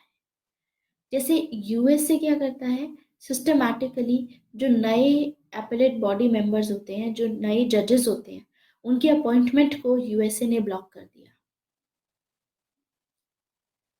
आज के टाइम पे आउट ऑफ 7 जो ऑफिसेस हैं डब्ल्यूटीओ के, उसमें से सिर्फ 4 हम देखेंगे काम कर रहे हैं। कोई अपॉइंटमेंट ही नहीं यहाँ पर की गई है। तो ऐसा माना जा रहा है कि इसके चलते ये डब्ल्यूटीओ बिल्कुल क्राइसिस में है अभी इस टाइम पे। सबसे पहला क्राइसिस है डिस्प्यूट सेटलमेंट का। देखिए, डिस्प्यूट सेटलमेंट के लिए जजेस होते हैं। जजेस डिसाइड करेंगे कि वो डिस्प्यूट सेटल करते हैं। यूएसए इज नॉट विलिंग कि एक independent multilateral quasi judicial institution USA को जज करे। बेसिकली डब्ल्यूटीओ में था क्या, डब्ल्यूटीओ में प्रॉब्लम ये थी कि डिस्प्यूट सेटलमेंट केसेस अभी के लिए तो यू कैन फाइल दैट, ठीक है, और दे आर बीइंग लिटिगेटेड, लेकिन इसमें सिविल डायलॉग ज्यादा परसिस्ट कर रहा था ट्रेड डायलॉग से ज्यादा। जैसे कि एग्रीकल्चर को लेकर के जो प्रॉब्लम थी, इंडिया जो था ये चाहता था कि एग्रीकल्चर पे जो सब्सिडीज इंडिया देता है, डब्ल्यूटीओ के जो दोहा राउंड टॉक्स थे वो फेल हो गए थे बेसिकली, क्योंकि उसमें इंडिया चाह रहा था कि दोहा राउंड टॉक्स के चलते जो भी, देखिए, यूएसए अपनी डिमांड रखेगा, फिर डेवलपिंग कंट्रीज या लीस्ट डेवलप्ड कंट्रीज होंगी अपनी डिमांड रखेंगी। हो क्या रहा था अभी तक कि जो जो डिमांड्स यूएसए रखता था वो दूसरी कंट्रीज एक्सेप्ट कर लेती थी, लेकिन जो ये लीस्ट डेवलप्ड कंट्रीज थी, डेवलपिंग कंट्रीज थी, इनकी जो डिमांड आती थी उसको फॉर द टाइम बीइंग रखा जाता था कि नेक्स्ट टाइम नेगोशिएट करेंगे, अभी जिस बात पे हमारा हो रहा है we are agreeing to it, वो इम्प्लीमेंट कर देते हैं। तो फाइनली दोहा राउंड नेगोशिएशन में ये डिसाइड किया गया कि जब तक दोनों पार्टीज की डिमांड एक्सेप्ट नहीं की जाएगी तब तक किसी पार्टी की डिमांड एक्सेप्ट नहीं की जाएगी, इम्प्लीमेंट नहीं की जाएगी। मतलब दोनों पे ही नेगोशिएशन करने की जरूरत है। जब तक एक पार्टी के वो नहीं मान जाते, नेगोशिएशन कंप्लीट नहीं हो जाते, तब तक जो सभी जिस पे एग्री कर रहे हैं वो भी हम एक्सेप्ट नहीं करेंगे, वो भी हम इम्प्लीमेंट नहीं करेंगे। और इसमें था, यूएसए सबसे पहले चाह रहा था कि एग्रीकल्चर और इन सभी चीजों में कि सब्सिडीज जो देश देते हैं वो सब्सिडीज देना बंद कर दे, ताकि कंपिटिटिव बन सके ट्रेड, सभी ओपन मार्केट हो और ये सब चीजें रहें। लेकिन इंडिया जैसी जो कंट्रीज है जहाँ पर फार्मर सुसाइड के इतने केसेस होते हैं, ठीक है, तो हमारी जो सरकार है 50% हमारी पॉपुलेशन अभी भी एग्रीकल्चर पे डिपेंड करती है। तो हमारी जो 50% पॉपुलेशन है, ठीक है, उसमें बहुत गरीबी भी है। तो सरकार क्या करती है, इलेक्ट्रिसिटी सब्सिडाइज रेट पे देती है इन फार्मर्स को, ठीक है, वाटर जिससे निकलता है ट्यूबवेल्स वगैरह से, ठीक है, तो उसमें इलेक्ट्रिसिटी बहुत सब्सिडाइज रेट पे देती है इनफैक्ट। और साथ ही साथ फार्मर्स को फर्टिलाइजर्स भी सब्सिडाइज रेट पे देती है। यूएसए में ऐसा नहीं होता है, क्योंकि यूएसए में बहुत कम परसेंटेज की पॉपुलेशन है जो एग्रीकल्चर परफॉर्म करते हैं, और वहां पर लार्ज स्केल मैकेनाइज्ड एग्रीकल्चर है। हमारे यहाँ पे नहीं है ऐसी चीजें। तो वो लोग चाह रहे थे कि कम्पिटिटिव होना चाहिए। कम्पिटिटिव मतलब अगर यूएसए के एग्रीकल्चर इंडिया के एग्रीकल्चर से compete करेगा तो यूएसए की जो वीट होगी कंपैरेटिवली बहुत सस्ती होगी, और उस हिसाब से यूएसए के प्रोडक्ट, यूएसए की जो वीट होगी वो इंडिया में ज़्यादा बिकेगी रादर देन इंडिया की। तो इससे रिलेटेड हमारे एग्रीकल्चर में बहुत प्रॉब्लम होगी। तो यहाँ एक तो नेगोशिएशन एग्रीकल्चर में थी कि एक होता है एम्बर बॉक्स, एक होता है ग्रीन बॉक्स, एक होता है blue box. I am sure ये आपने इकोनॉमिक्स में पढ़ा होगा, वही सेम चीज यहाँ पर अप्लाई करनी है। तो I am not going in to detail here in WTO problems, लेकिन आपको थोड़ा पता होना चाहिए इसके बारे में आइडिया, तो ये आप अपनी इकोनॉमिक्स में से पढ़ेंगे। हालांकि WTO जैसे जो टॉपिक्स है this is part of a syllabus also, लेकिन WTO को एज इट इज आप इकोनॉमिक्स में एनी वे एकदम डेप्थ में कवर करोगे, तो वहीं से आपको कवर करना है, क्योंकि इसमें आज सच हमारे लिए जो इम्पोर्टेंट रहेगा वो यहाँ पर रहेगा WTO के केस में, हमारे जो भी एक्सपर्ट्स हैं उनका ओपिनियन है। जैसे कि सी राजा मोहन है, सी राजा मोहन का कहना है अभी जैसे ट्रम्प एडमिनिस्ट्रेशन है, ठीक है, तो ट्रेड रिलेशंस में इंडिया के क्या क्या चैलेंजेस हैं। सबसे पहले ट्रेड एंड इमिग्रेशन इश्यूज पे इंडिया का क्लेम है कि ये सभी जो ट्रेड और इमिग्रेशन इश्यूज हैं इंडिया के, वो WTO के कंप्लाइंस में नहीं है।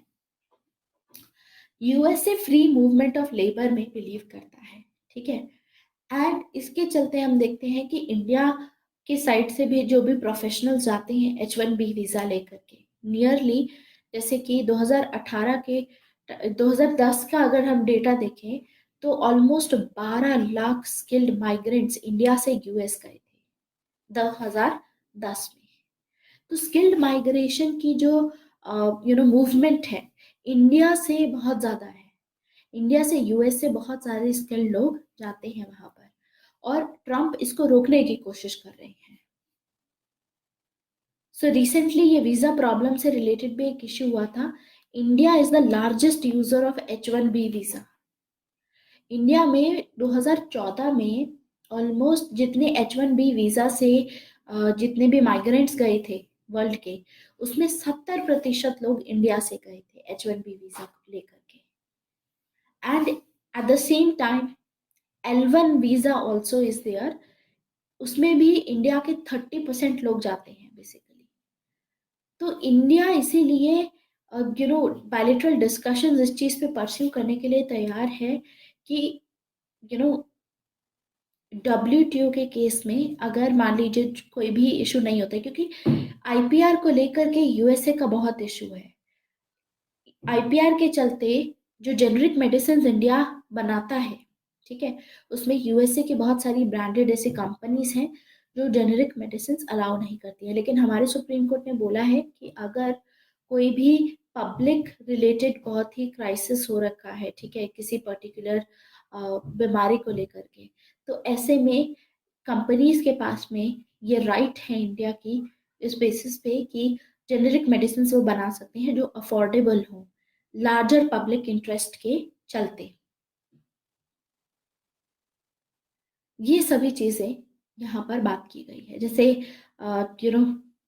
इसमें एक ड्रग है नेक्साबार, इसके बारे में भी काफी इशू में था, तो इसके बारे में थोड़ा सा पढ़ लेना। ये सभी वैसे इकोनॉमिक एंगल से ज्यादा इंपॉर्टेंट होगा आपके लिए rather than ट्रेड, और इस सब में मैं ज्यादा डिटेल में नहीं जा रही हूँ because I want you to cover it from your economics itself.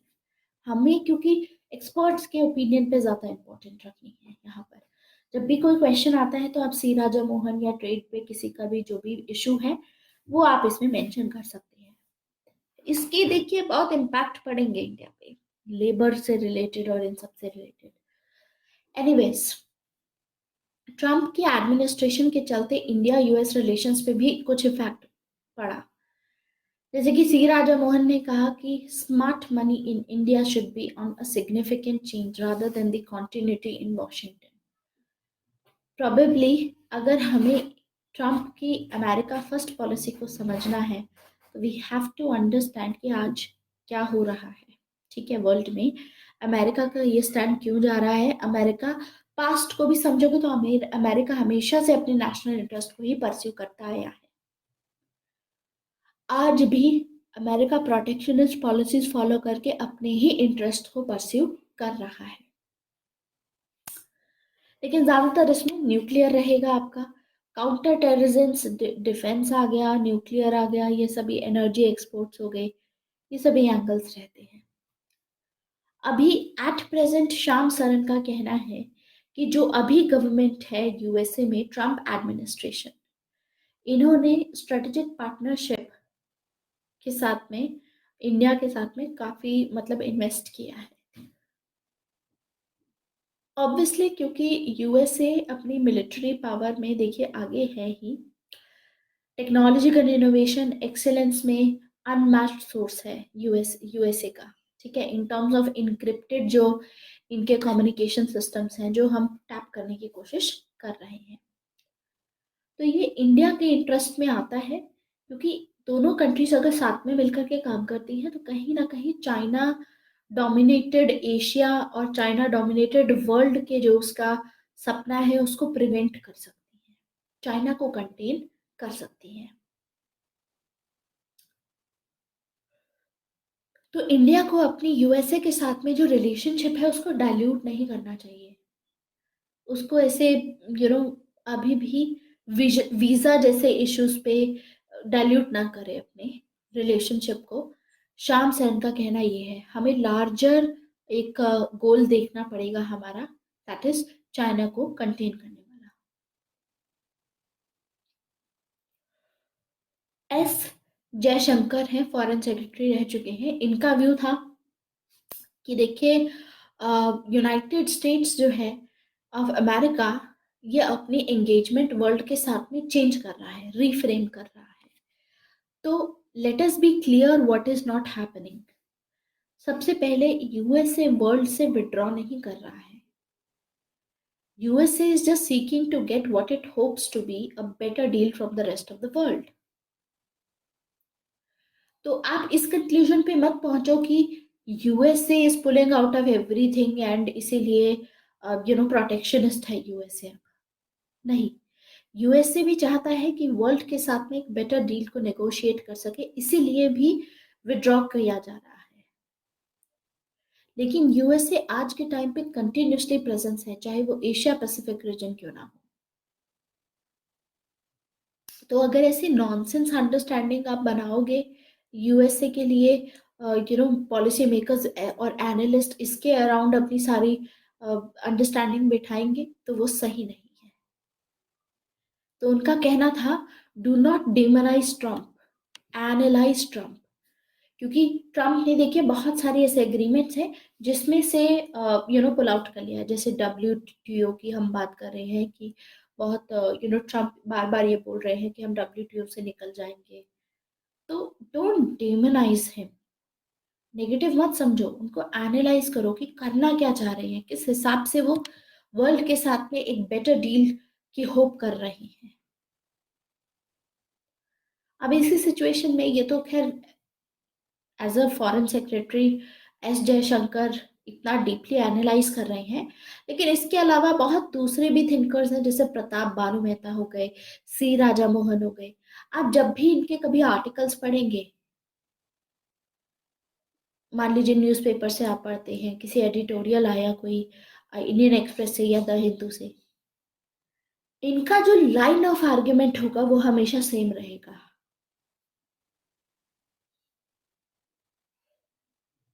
जैसे सी राजा मोहन का कहना है कि इंडिया को इस चीज पे फोकस नहीं करना चाहिए कि अमेरिका चाइना के साथ में कैसे बिहेव कर रहा है, या अमेरिका पाकिस्तान के साथ क्लोज है, या अमेरिका इंडिया का रिलायबल पार्टनर भी है कि नहीं।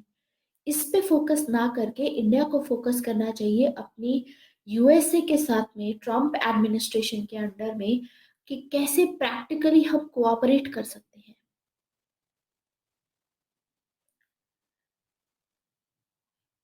एक, तो हम कोऑपरेट करके सबसे पहले जो यूएसए का स्टांस है पाकिस्तानी आर्मी की तरफ कन्फ्रंट करवाने वाला, कि भाई आप स्टेट टेररिज्म आप स्पॉन्सर कर रहे हो, एक तो इस पे रखना चाहिए। दूसरा, वी शुड एनकरेज ट्रम्प कि अपने जो भी ब्यूरोक्रेटिक हेजिटेशंस हैं इंडिया की राइस को सपोर्ट करने से रिलेटेड, उस पे कुछ काम कर सके, ये हेजिटेशंस को डिस्कार्ड कर सके all together. Another can be कि we need to delineate the pathways. Indo Pacific region को एक बैलेंस्ड पावर ऑफ सिस्टम बनाने के लिए हमको अपने जो पाथवेज हैं इस टाइप से एक हमको कन्वर्ज करना है, दैट एक better stable balance of power system हम क्रिएट कर पाए. तो इन सभी चीजों में हाईलाइट करते हैं सी राजा मोहन. और आज के टाइम पे बहुत सारे स्कॉलर्स हैं जैसे निशा बिस्वाल हो गई, जो इंडो पैसिफिक की जियो इकोनॉमिक कंडीशन को बहुत ही ज्यादा इम्पोर्टेंट मानती हैं.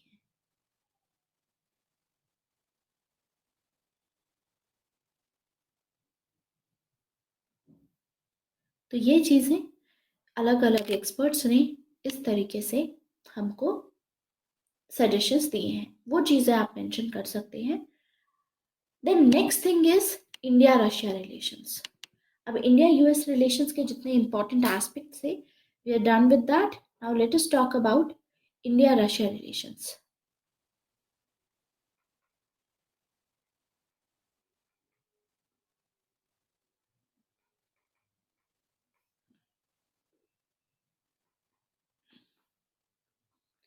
अब इंडिया रशिया रिलेशंस में क्या है, प्राइम मिनिस्टर मोदी ने एक रशियन प्रोवर्ब इन्वोक करते हुए इंडिया रशिया की फ्रेंडशिप को हाईलाइट करते हुए बोला था कि an old friend is better than two new ones. मतलब एक जो पुराना फ्रेंड होता है वो दो नए दोस्तों से भी बेहतर होता है.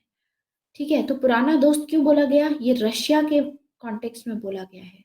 रशिया के साथ में हमने अपनी स्ट्रेटेजिक पार्टनरशिप साइन की थी, लाइक अभी यूएसएसआर के डिसइंटीग्रेशन से पहले भी हमने फ्रेंडशिप ट्रीटी साइन की थी 1970 में यूएसएसआर के साथ में. और बाद में जब रशिया आया डिसइंटीग्रेशन के बाद, तो इसी की अ, उस टाइम पे भी हम देखेंगे कि फर्दर 2000 के पास में हम दोबारा से अपनी स्ट्रेटेजिक पार्टनरशिप इनके साथ में साइन करेंगे.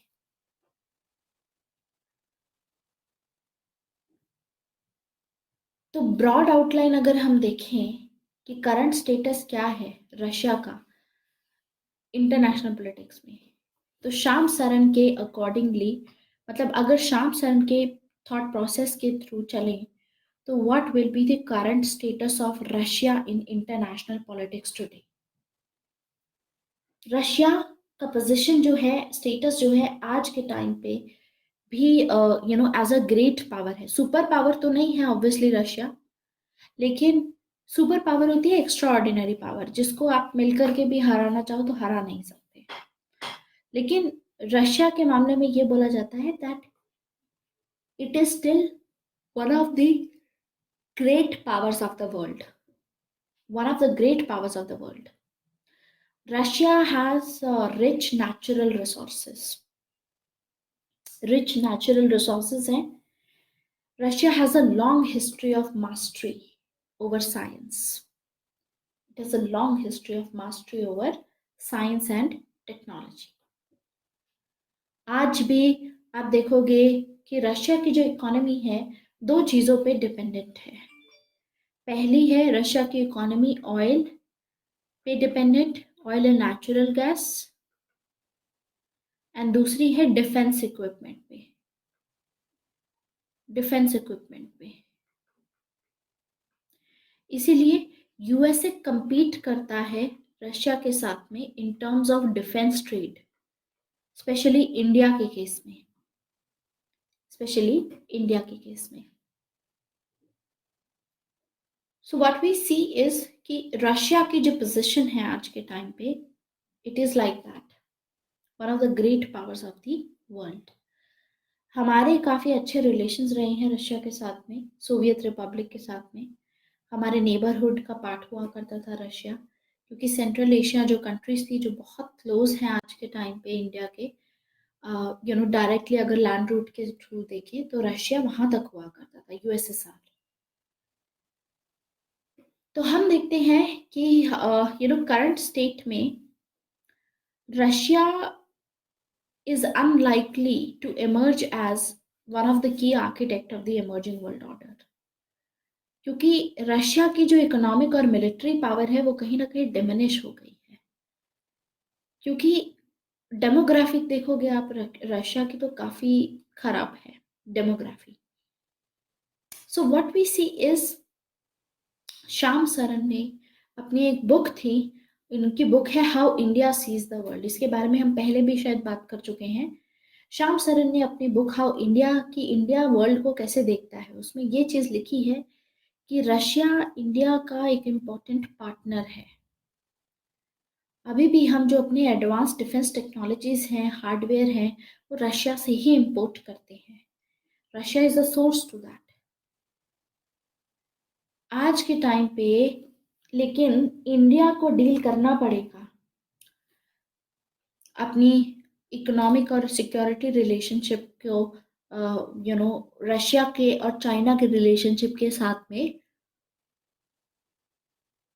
जो भी उनके रिलेशनशिप बढ़ रही है रिगार्डिंग द डिफेंस इक्विपमेंट्स, उससे related India had to deal with this, कि चाइना और रशिया की जो सिक्योरिटी रिलेशनशिप के रिगार्डिंग जो भी बढ़ रही हैं इनकी रिलेशनशिप, जैसे रशिया आज के टाइम पे वही सेम एडवांस वेपनरी चाइना को भी प्रोवाइड कर रहा है जो पहले टाइम पे इंडिया को प्रोवाइड किया जाता था। लेकिन हम देखते हैं 1989 के बाद में ना तो यूएसए ना ही कोई वेस्टर्न एलाइज चाइना को डिफेंस या डिफेंस रिलेटेड टेक्नोलॉजीज प्रोवाइड करता है, कोई वेपन सप्लाई नहीं किए जाते हैं, रशिया सप्लाई कर रहा है। लेकिन एट द सेम टाइम ये भी कोई डाउट वाली बात नहीं है कि वेस्ट किस तरीके से रशिया के साथ में डील करता है। कुछ अभी भी वेस्टर्न कंट्रीज ये चाहती हैं कि जो न्यू कोल्ड वॉर एक तरीके से यूरोप में चल रहा है, जिसमें रशिया की इंटेंशंस हो सकती हैं दोबारा से टू चैलेंज दिस। लेकिन इंडिया के लिए हम देखें, जैसे अभी 2014 में आप देखोगे यूक्रेनियन क्राइसिस हुआ था, क्रीमियन क्राइसिस, जिसके चलते क्रीमिया ऑक्यूपाई किया था रशिया ने। इसके चलते एक नया element of discomfort has come that seeks to maintain its traditional relationship with Russia. In fact, India is uncomfortable also इस हिसाब से कि रशिया और चाइना के रिलेशनशिप बहुत ज़्यादा मजबूत होते जा रहे हैं। ये इंडिया के डिसएडवांटेज में काम करेगा। तो श्याम सरन का कहना है कि अगर यूएसए ट्रम्प एडमिनिस्ट्रेशन के अंडर में रशिया के ऊपर सैंक्शंस रिमूव मान लीजिए कर देता है, तो यूरोप भी रशिया के ऊपर से जो सैंक्शंस हैं वो हटा देगा, और इसके चलते रशिया का जो इंटरनेशनल प्रोफाइल है वो बूस्ट हो जाएगा। वो बूस्ट होगा तो इसके चलते रशिया और चाइना के बीच का डिस्टेंस तो बढ़ जाएगा। तो ये सभी सिचुएशंस इंडिया की डेवलपमेंट को सूट कर सकती हैं, क्योंकि इंडिया नहीं चाहता कि रशिया एंड चाइना क्लोज आए बिकॉज ऑफ दैट। क्योंकि ट्रम्प की हमने देखी भी है कि Trump is somehow tilted towards these ideas. लेकिन रीसेंट कंट्रोवर्सी के चलते, जैसे एक कंट्रोवर्सी हुई थी कि रशिया वाले बहुत उन्होंने इंटरफेयर किया था यूएसए के प्रेसिडेंशियल इलेक्शंस में, तो इसके चलते एक पॉजिटिव शिफ्ट आना तो मतलब दूर दूर की बात है। तो इस चीज को हाईलाइट करते हैं Shyam Saran. And not just this, there are other scholars also इनका रशिया को लेकर के क्या मतलब स्टांस है, उसके बारे में ये बात करते हैं। देखिए, रशिया की जो पॉलिसी है वो रियलिज्म पे बेस्ड है, रियलिस्ट है रशिया। रशियन की जो पॉलिसी है वो, रशिया अपनी पॉलिसी को इसमें देखता है रियलिस्ट पर्सपेक्टिव से कि आज के टाइम पे there is a geo political competition between USA and China. That is true. तो स्ट्रेटेजिक रिलेशनशिप के हिसाब से अगर हम देखें तो चाइना के साथ में रशिया का स्ट्रेटेजिक रिलेशनशिप 1959 से था। Soviet Union not only refuse to support China, जब भी चाइना के टेरिटोरियल डिस्प्यूट हुए थे इंडिया के साथ में, इनफैक्ट सोवियत यूनियन ने इंडिया को MiG-21 भी ऑफर किया था। इनफैक्ट 1962 वॉर के बारे के, जब हमारी वॉर हुई थी चाइना के साथ में, इंडिया चाइना वॉर हुई थी, उसमें जो सोवियत उस टाइम पे प्राइम मिनिस्टर थी, ठीक है, उसमें एक not prime minister, we see that Soviet के टाइम पे बहुत ही इंपॉर्टेंट पोजीशन पे सोवियत प्रीमियर उनके साइड से, it was Nikita Khrushchev. She was the one जिन्होंने चाइनीज को ये बोला था कि there is no place for neutrality now, और इन्होंने this is what they have done. तो 1965 की भी वॉर थी, रशिया ने काफी इंपॉर्टेंट रोल प्ले किया था उस टाइम पे भी, जब लाल बहादुर शास्त्री ने रशिया गए थे 1965 में। तो वहां पर हम देखेंगे कि बहुत ही मिथ है हमारा। एक तो पहली बात तो ये, तो श्रीनाथ राघवन है, ही बेसिकली हाईलाइट्स दिस मिथ कि हम हमेशा अपने आप को चाइना का वो समझते हैं, नॉट चाइना, रशिया का फ्रेंड समझते हैं। बट ओवर द टाइम अगर आप देखोगे कि रशिया ने कहाँ पर क्या क्या रोल प्ले किया है, तो you will realise, you will be shocked कि ऐसा कुछ नहीं है, ये सिर्फ मिथ है, सिर्फ मिथ है ये। जैसे 1970s और 80s में जो हमने फ्रेंडशिप ट्रीटी साइन की थी इंडिया ने, 1968 के बाद में बैक ऑफ कर लेगा रशिया। आगे जाकर के जब इंडिया ने फिर एग्री किया कि ठीक है, यू नो 1971 में जब फाइनली दोबारा से ट्रीटी होगी, सो तब जाकर के देर विल बी कन्वर्जेंस उस टाइम पे, क्योंकि बांग्लादेश के इशू पे यूएस, चाइना एंड पाकिस्तान एक जगह खड़े थे। एंड जब तब Russia basically has been there, आगे जाकर के इंडिया के साथ में खड़ा होगा, और कोल्ड वॉर के बाद तो कोलैप्स ही हो जाएगा। So what we see is, इस एस्पेक्ट में अगर रिलेशनशिप को हम एनालाइज करें, तो आज के टाइम पे तो डिफेंस कोऑपरेशन ज़्यादा मैटर करती है हमारे रशिया के साथ में, प्लस ऑयल की हमारे जो भी सिक्योरिटी से रिलेटेड चीज़ें हैं। इसके अलावा सिविल न्यूक्लियर एनर्जी में कंदुकलम, जो कुंदन कलम पावर प्लांट है, जिसका यूनिट 1 एंड यूनिट 2 फंक्शनल हो चुका है, रशिया ने बेसिकली उसमें इन्वेस्ट किया है, राइट, टेक्नोलॉजी प्रोवाइड की है। देन S-400 अभी हमने प्रोक्योर किया है रशिया से, एयर डिफेंस सिस्टम है, राइट। जॉइंट वेंचर्स चल रहे हैं regarding the light utility helicopters, India और रशिया मिल करके काम कर रहे हैं। देन इंटर गवर्नमेंटल एग्रीमेंट्स हमने साइन किया है, जिसमें हम स्टेल्थ फ्रिगेट्स बनाएंगे, ठीक है, ये भी रशिया और इंडिया साथ में मिल करके बनाएंगी।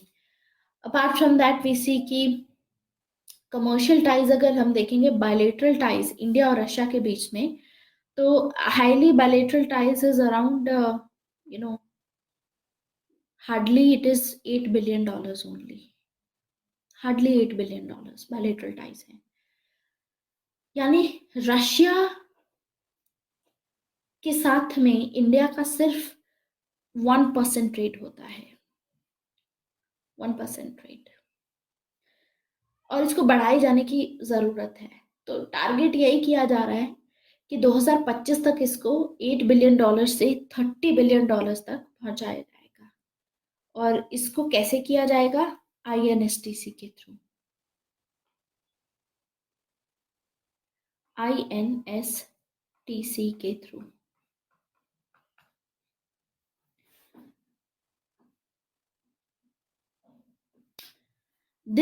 Through this we can do that. What is that चिन्मय? क्या लिखा है आपने?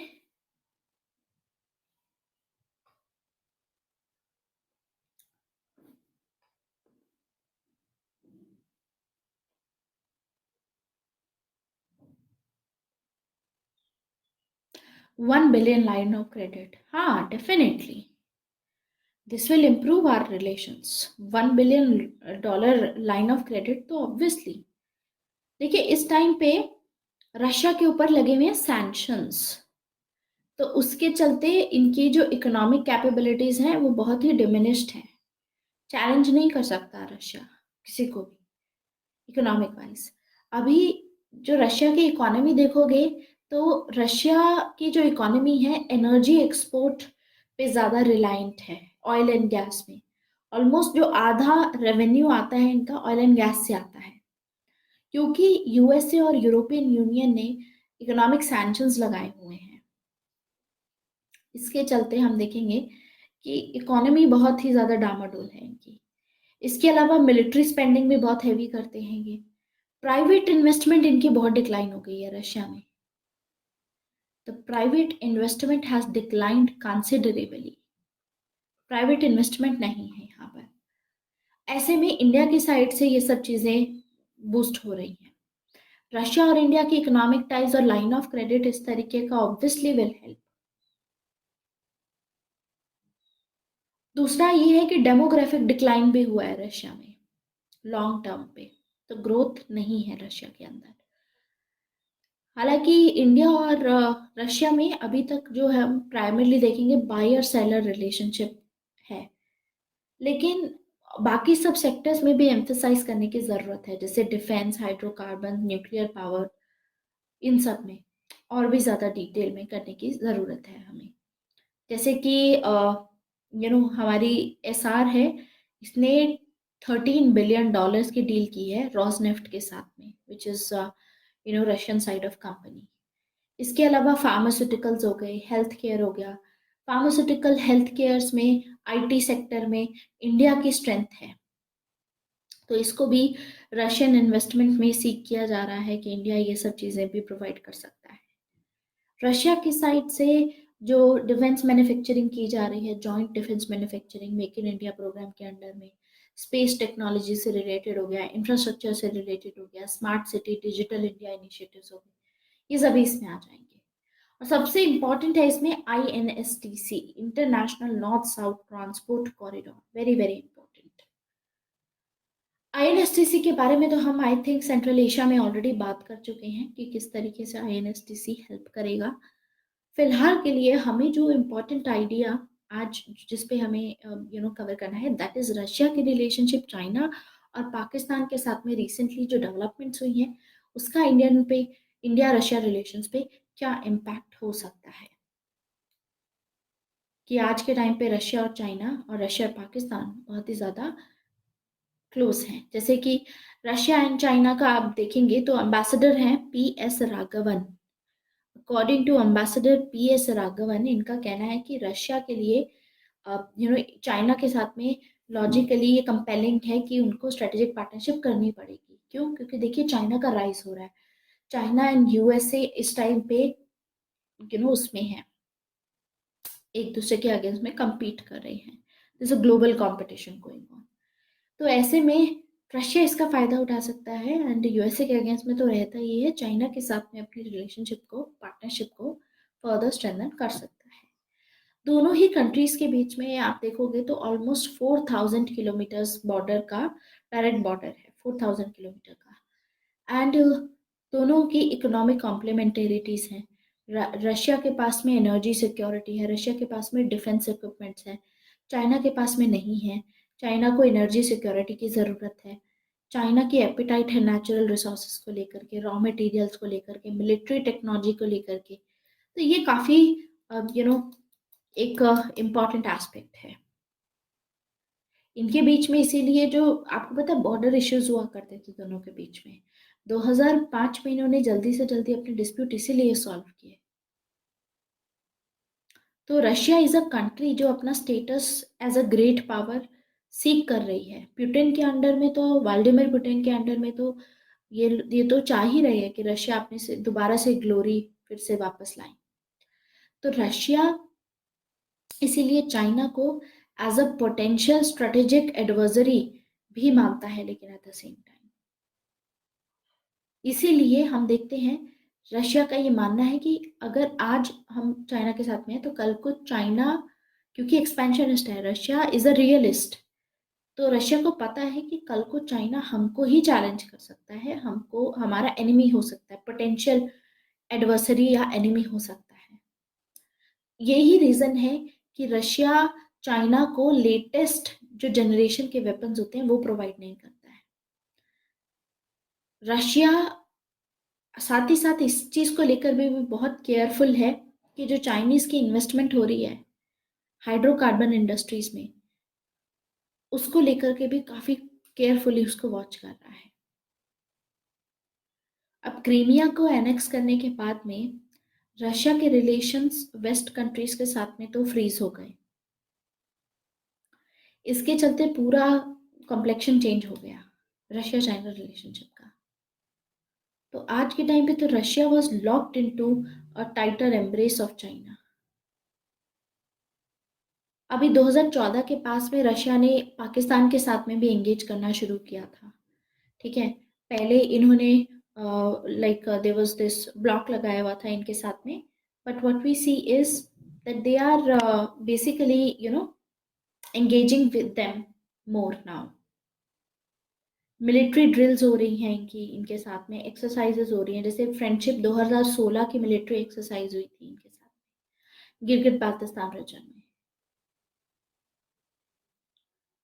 तो उस हिसाब से इसको लेकर के कि क्या इम्प्लीकेशंस हो सकते हैं इसके इंडिया रशिया रिलेशंस पे, वो इम्पोर्टेंट है हमारे लिए। तो उसमें प्रोफेसर एस डी मुनि का कहना है कि इससे इंडिया और रशिया की जो जस्ट बिकॉज ये पाकिस्तान के साथ में रशिया कर रहा है, इसकी वजह से हम अपने रशिया के साथ में रिलेशंस ना खराब करें। जस्ट बिकॉज वो मिलिट्री एक्सरसाइज कंडक्ट कर रही हैं तो हमें ज़्यादा कंक्लूजन नहीं उस पर करना चाहिए।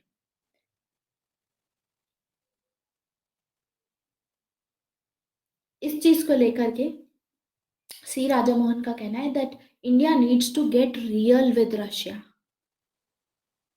India must stop taking it for granted. इसीलिए क्योंकि आज हम भी तो अमेरिका के साथ में कितना क्लोज जा रहे हैं, तो ऐसे में क्या इस सिनेरियो को रशिया नहीं देख रहा होगा? इस सिनेरियो को रशिया जब एनालाइज कर रहा होगा तो रशिया को भी तो कितना you know like Russia must be feeling a lot concerned about these when India and US relations are growing. तो हमको भी अपने स्टेप्स को एनालाइज करने की जरूरत है।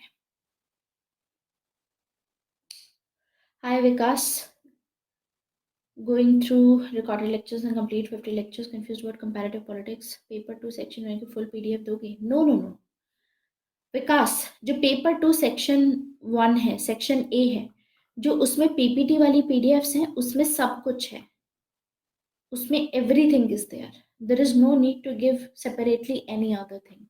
ठीक है, जैसे पेपर 1 सेक्शन ए में मैंने आपको अलग से फुल पीडीएफ दी थी, तो वो अलग ही था। ठीक है, पेपर 2 सेक्शन ए में जो मैंने दिया था वो पीपीटी फॉर्मेट में है। ठीक है, वहीं पे, और उसके अलावा जैसे कुछ मैंने थ्योरीज की पीडीएफ दी थी लिबरलिज्म की और उन सब की, उसके बाद जो की कॉन्सेप्ट्स हैं, की कॉन्सेप्ट्स मैंने क्लास में डिक्टेट कराए हैं वो फॉलो करना है। इसके अलावा इसकी पीडीएफ्स भी हैं, वो मैं अपलोड करनी बाकी है, अपलोड नहीं हुई है, वो मैं अपलोड कर दूंगी। ठीक है, 2 ही लेक्चर की पीडीएफ है। हाँ, उसमें उन 2 लेक्चर्स में ना सब कुछ है विकास, लेक्चर 1 और लेक्चर 2 लिखा होगा, लेकिन उसमें पूरा कंपैरेटिव पॉलिटिक्स है, सोशल मूवमेंट्स और सब कुछ उसी के अंदर है। उसके अलावा कंपैरेटिव पॉलिटिक्स की और कोई पीडीएफ नहीं चाहिए। That is enough, that is sufficient, उतना सफिशिएंट है। बाकी उसके आगे की थ्योरीज की पीडीएफ रहेंगी। ठीक है, वो मैं अभी थोड़ी देर में कर दूंगी अपलोड। फिर आएगा की कॉन्सेप्ट्स की कॉन्सेप्ट मैंने डिक्टेट किया है, लेकिन साथ ही साथ कुछ पीडीएफ भी रहेंगी इसमें, तो वो पीडीएफ भी मैं अपलोड कर दूंगी आपकी, ठीक है। इसमें कुछ एक्स्ट्रा पीडीएफ रहेंगी एडिशनल मटेरियल की, वो दैट विल डू, लेकिन रिलाई करना है आपको जो मैंने क्लास में डिक्टेट किया है उस पर।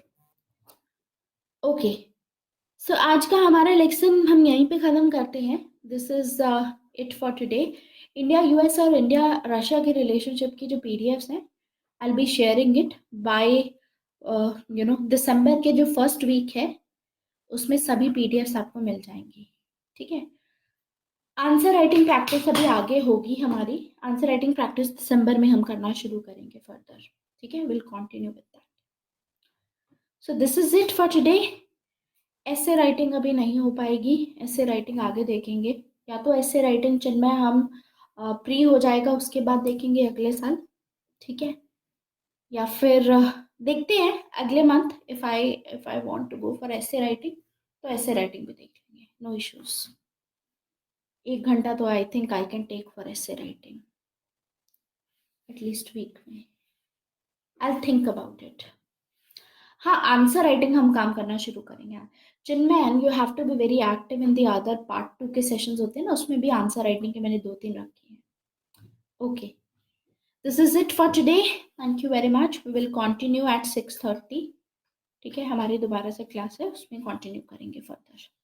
अंबेडकर आज कवर हो जाएगा जिनमें। लास्ट क्लास में हमने अंबेडकर शुरू किया है।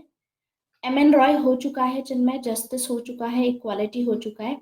अच्छा विकास, आप जो भी फॉलो कर रहे हो ना, 50 लेक्चर्स आप देख चुके हो, उसके अलावा जस्टिस का आपने देखा होगा, है ना। जस्टिस और इक्वालिटी उसमें नहीं है, तो इसी कोर्स में नहीं, एक और है, इसी कोर्स का पार्ट 2 है, क्योंकि वो पढ़ा रही थी तो उसमें सब ऊपर नीचे जंबल हो रहा था, ठीक है। इसी वजह से मैंने अलग से इसी का comprehensive course on PSI R optional in Hindi, उसी का पार्ट 2 है।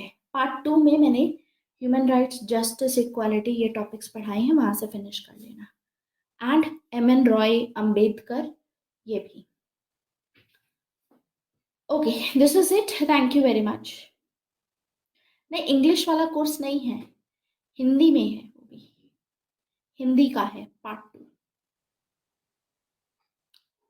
Thank you very much.